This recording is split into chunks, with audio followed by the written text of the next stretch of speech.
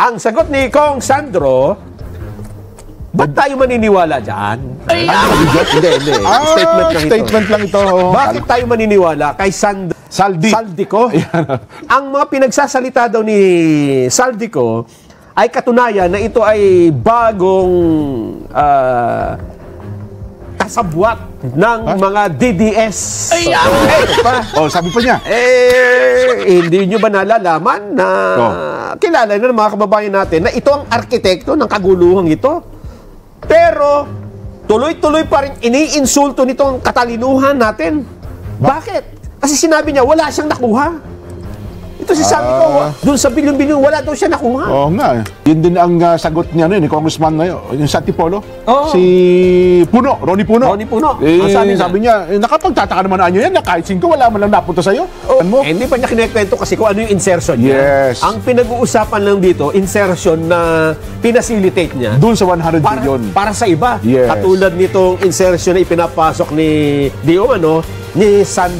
Sandro Marcos. Yun. Kasi kanya-kanya sila ng insertion Yes. Hindi naman niya insertion yun, di ba? Sa Pangulo yun. Kaya hindi talaga siya kukuha to. Dapat magaling din tayo sa, kung tawagin ay comprehension. Okay.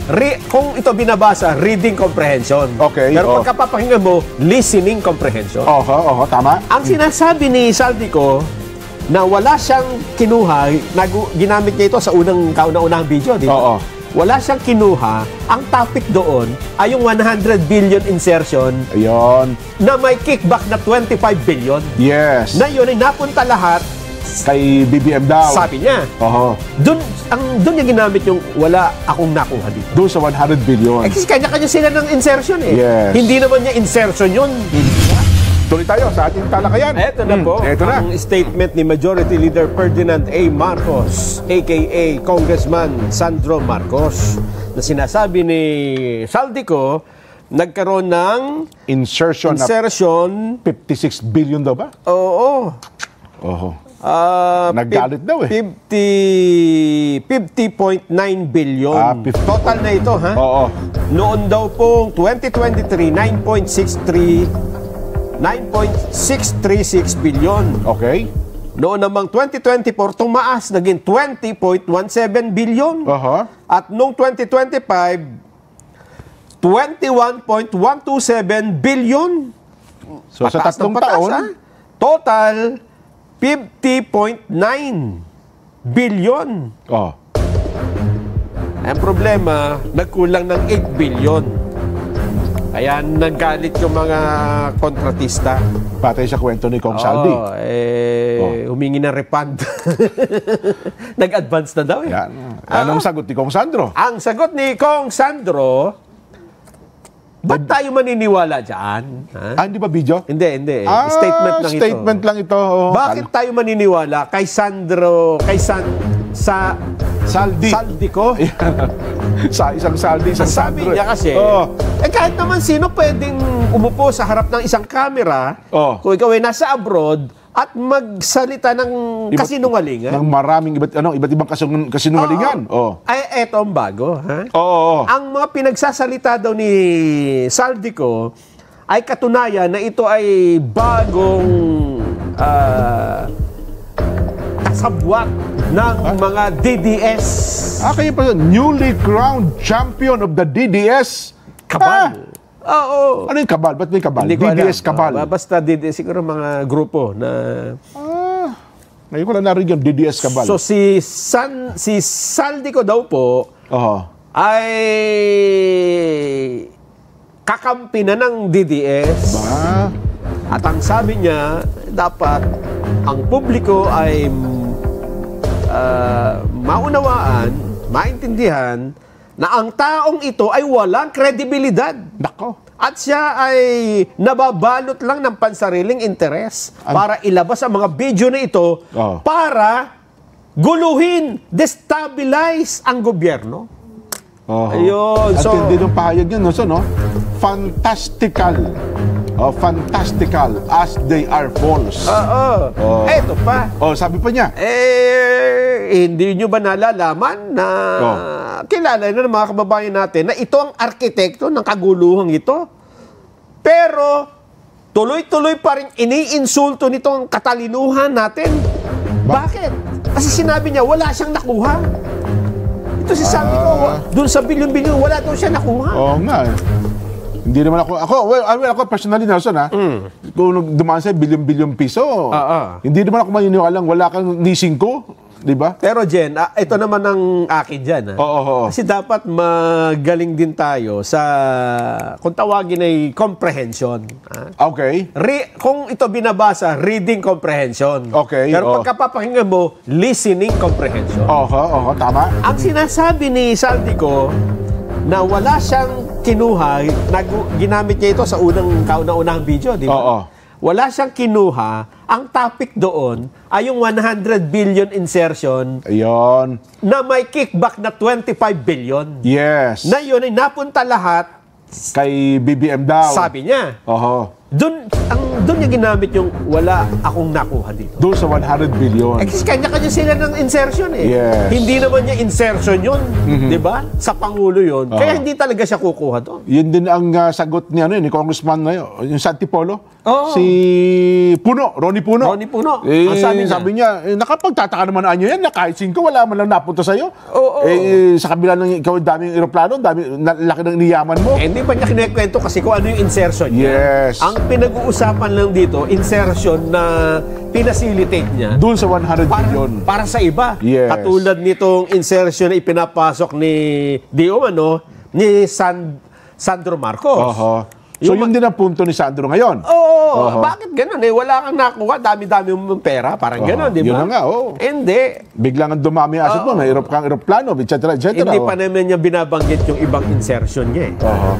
Ang sabi pa niya dito, gusto niyang pabagsakin ang kasulukuyang administrasyon para maabsuelto siya sa kanyang krimen. Ayun. At nanawagan siya sa aking mga kababayan. Si Saldico ay hindi po isang journalist o truth crusader. Siya po ay isang kriminal na umiiwas sa hustisya. Huwag po tayong magpabudol sa kanya. So si Congressman Saldico daw isang kriminal? Kriminal! Kriminal ito at umiiwas sa hustisya? Umiiwas. Hustisya? Yes. Hustisyang sigaw. Ayan po ang sagot ni Congressman Sandro Marcos. Sa ibaba, sabi niya, hindi ito revelasyon. Ito ay destabilisasyon.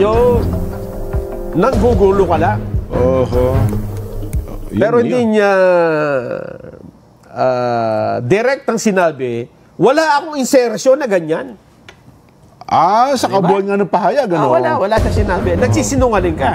Pero it doesn't necessary na sinabi niya, wala akong insertion. Kasi nga naman, may listahan. Paano kung makitang... naglabas nga ng listahan. May listahan si Kong Saldi. Madaling ma-check yan kung talaga meron ang ganong proyekto. Yun. Ngayon puntahan natin ang video, Jen. Video? Sige. Yung video ni Kong Saldi. Saldi, pakita natin. Kasi may nagsasabi, may na-interview daw, di umano, na isang AI expert. Ngayon kasi marami naglalabas sa expert eh. Naku, wala pa pong AI. Ang AI expert ay yung gumawa ng ChatGPT, yun ang mga AI expert. Si Sam Altman. Yan. Pero ngayon sa atin, wala pa makapagsasabing... Mga puro user lang tayo. Siya nga ay user tayo. Wala makapag-claim, ha? Maliban na lang yung mga nagsimula niya. Bagong-bago po ito eh. Maaari, siguro meron kang kabatiran, pero hindi mo sabing expert ka na kagad dyan. Pero ipakita muna natin yung video. Sige nga. Kasi kahapon, di ba, tinignan na natin yung kanyang itsura eh. Pinagkumpara natin yung naunang video at saka itong pangalawa. Marami talagang pagbabago. Medyo lumago yung kanyang bigote. Karoon na kanyang buhok. Medyo tumaba-taba. Pero pareho ng damit. Yes. Kasi sa mga pelikula, may tinatawag na continuity, di ba? Magsushooting ka ngayon. Tapos mamaya, itutuloy mo yung eksena. Dapat yun pa rin ang suot mo. Kasi kung nag-iba ka ng suot yan, sasabihin, ano ba yan? Bakit nang iba bigla suot mo? Hindi na yan. Yung may eksena ka, nakikipagsuntukan ka. Tapos pag palang ng camera, iba na yung suot. Sasabihin ng audience, ano ba namang klaseng editor yan? Walang, hindi sensitive ang editor yan. Sige. Asa na, si Saldico. Pakita nga natin. Itong bago ba o luma gusto mo? Yung bago. Yung bago. Sige. Kasi yung luma na pag-usapan na ng matagal yan. Itong bago, Jen, ay maraming usap-usapan ngayon na napag-usapan na natin yung lighting, yung ilaw, mukhang, ayan, nadagdagan.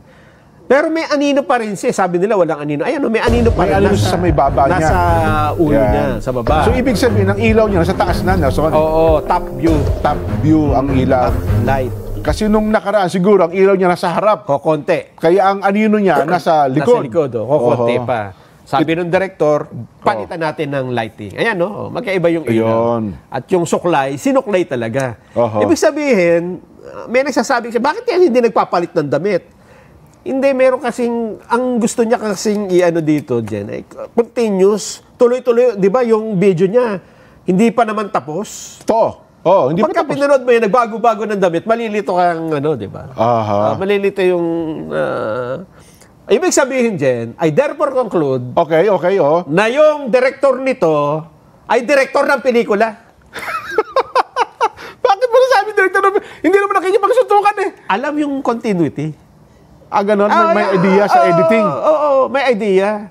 Ganon? Kaya yung ilaw siguro. Hindi naman siguro, mga pangkaraniwang Hindi. Ako, ganon? bawal pustahan eh. Makikipag-yakapan ako, Jen.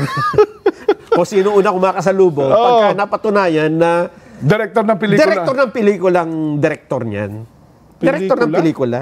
Ganon, naisip tuloy ako kung sinong director ng pelikula, sinong pwede dyan. Tapos sinasabi nila, bakit may binabasa? Ito ho, mga kababayan, ang realidad.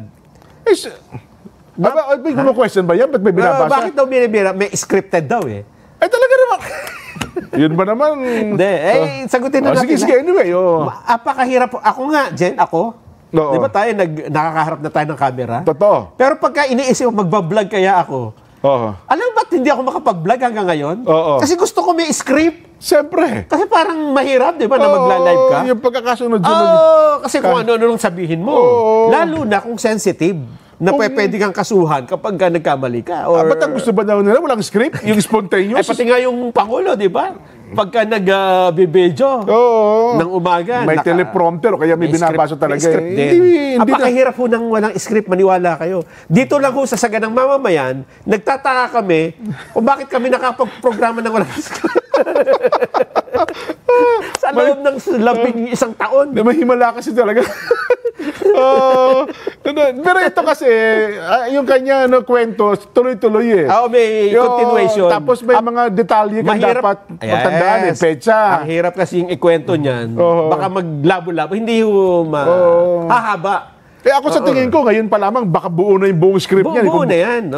Ginagayat-gayat lang eh. Baka kung hindi yung sumulat, si Carlo J. Caparas o sino. Ay, nako. Eto ba ang sabi? Yung AI expert. Ganon. Yan daw ay, una, ang sabi, nako, yan ay gawa-gawa lang AI. Pangalawa, na-hack daw yung Facebook page ni Sandico. Malamang sinak daw yan ng DDS. Ganon. At gumawa sila ng pekeng video at palabasin ito. Sinong expert yan? Baka yan ang script. Hindi ko alam. May hinala ako. Baka nagkukwento yan ang may ano eh. Ang na-hack.